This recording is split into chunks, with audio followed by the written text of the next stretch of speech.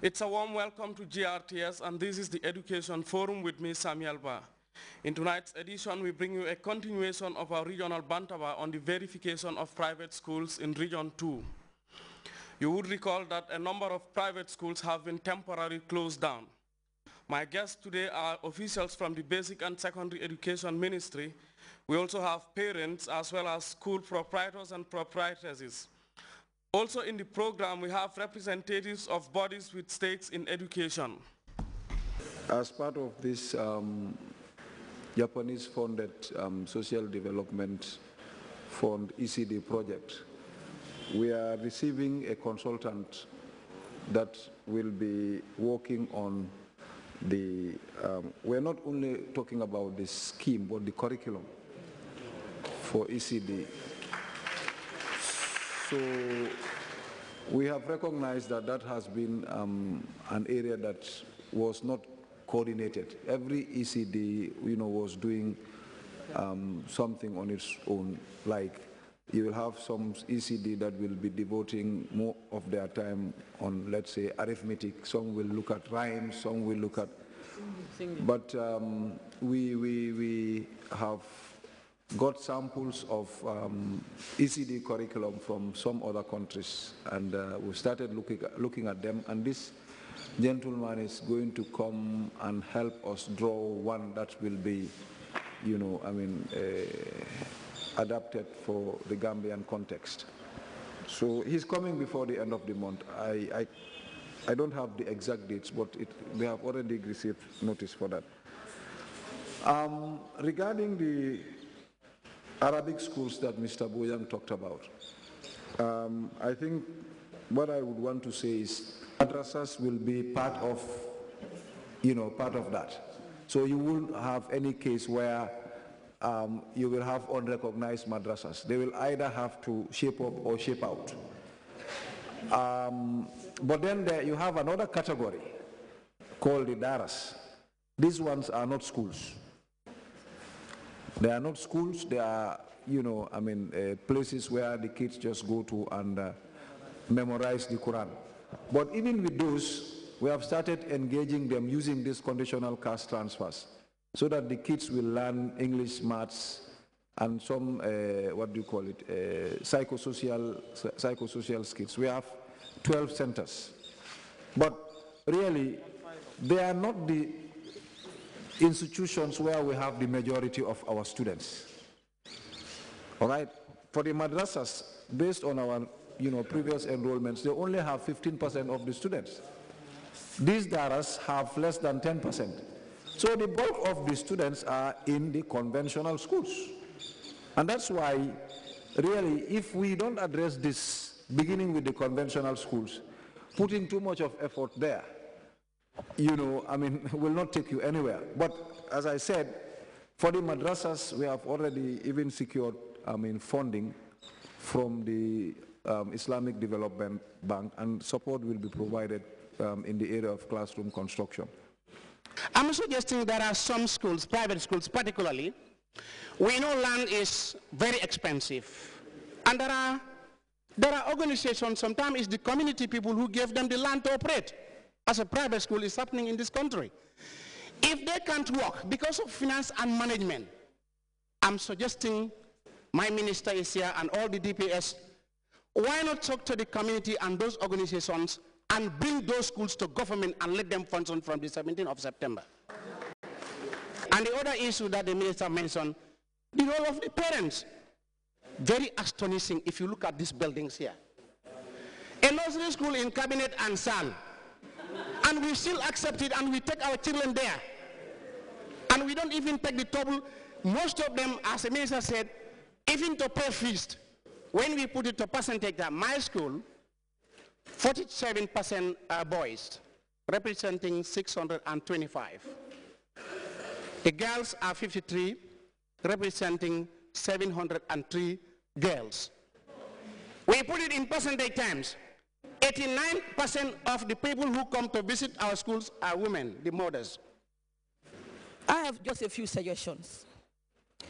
Religion is something very sensitive. And what we are witnessing today is that we see many churches coming up.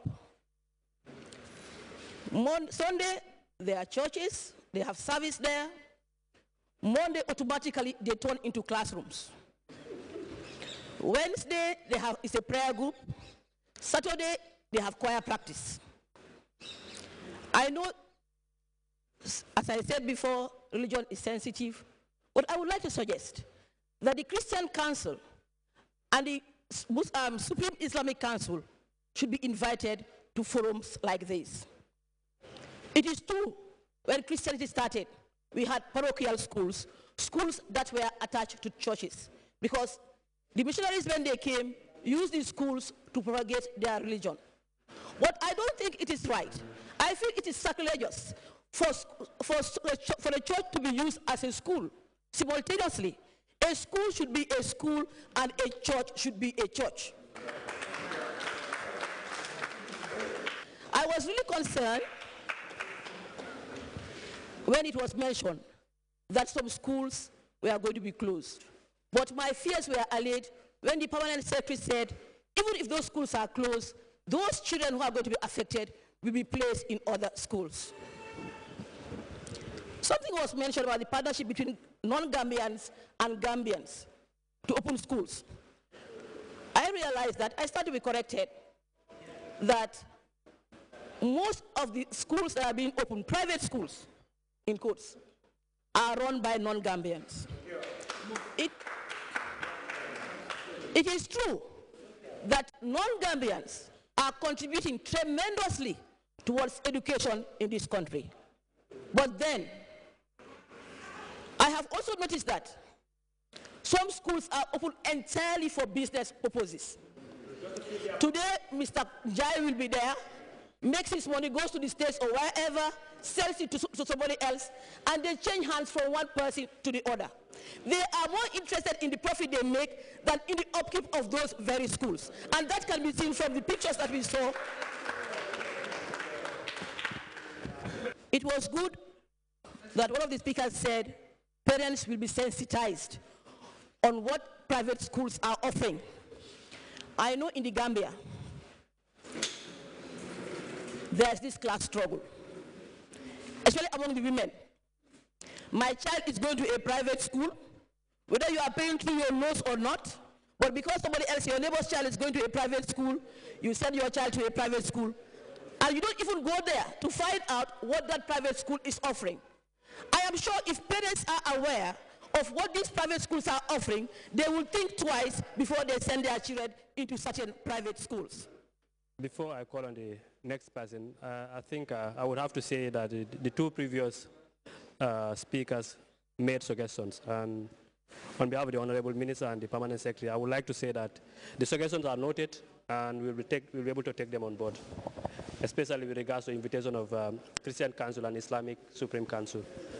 For our next forum, subsequent forum, we will definitely invite them because they form a very important part of this forum. We are not going to close down the schools irresponsibly. We will either close them, move the kids to other places, and where necessary, take over the schools. My concern here is with regards fees, school fees, and children that are affected when fees are not paid on time.